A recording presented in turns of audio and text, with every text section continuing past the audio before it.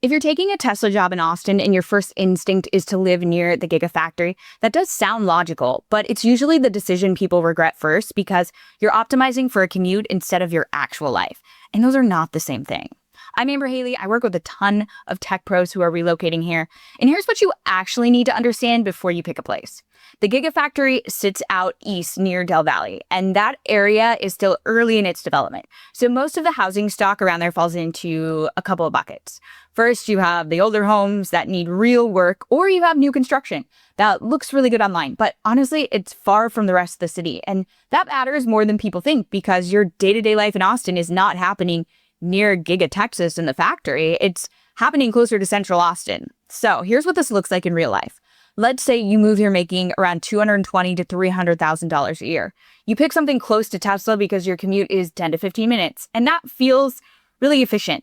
But then your actual routine settles in, and you're not going into the factory every single day, and you start going out to dinner, meeting people, exploring the city, and now every time you want to do anything outside of work, you're driving 20 to 30 minutes each way. So the time you saved on the commute gets spent everywhere else in your life. And that's when people realize the trade-off doesn't really make sense anymore because instead of your neighborhood being part of your life, it becomes somewhere you leave all the time. And that's why a lot of people who start living somewhere near Gigafactory move within their first year once they understand how they actually live in Austin. So the better way to think about this is not where is closest to Tesla. It's where does my life actually happen and how often do I need to be on site? Because for a lot of Tesla employees, the schedule is not 5 days a week in the factory. It's some version of hybrid or shifting depending on your team. And the second you're not commuting daily, the value of being right next to the factory drops pretty fast. So instead, what higher earning Tesla employees tend to do is prioritize being closer to central Austin and accept a longer commute into work a few times a week because that gives them access to restaurants, social life, and better overall housing options. And this is where East Austin usually comes up. But when people talk about East Austin, they're often talking about two completely different things.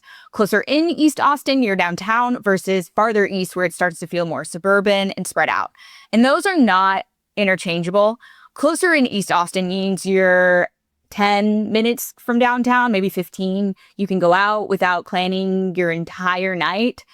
You have more walkable pockets and your day-to-day feels connected to the city. Farther east, you'll get newer homes and more space for the price, but you're giving up that access and you're going back to driving everywhere again. So if you choose East Austin without understanding that difference, you can still end up in a version of the same problem you were trying to avoid near Giga Texas factory.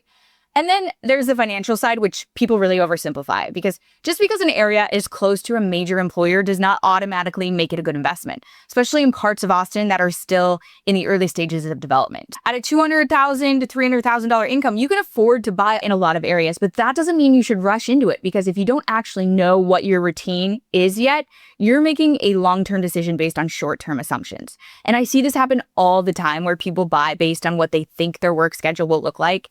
And then 6 months later, it's completely different. So the smart move for a lot of people in this range is to rent first in a stronger, more central location, learn the city, understand your real commute and your real lifestyle, and then buy with actual clarity instead of guessing.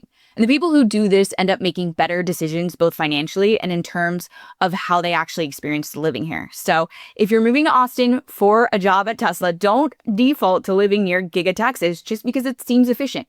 Step back for a minute. Think about where your life is actually going to happen and how often you really need to be on site. And choose a location that balances access with a commute you can tolerate a few times a week, because that's what's actually holding up when you're living here. And if you want help thinking through that based on your income, based on your job, that's what I do. I help tech pros move to Austin. There's links below in the description, all my contact information where you can reach out. Don't forget to subscribe to the channel. I post new videos every week, and I can't wait to see you in Austin.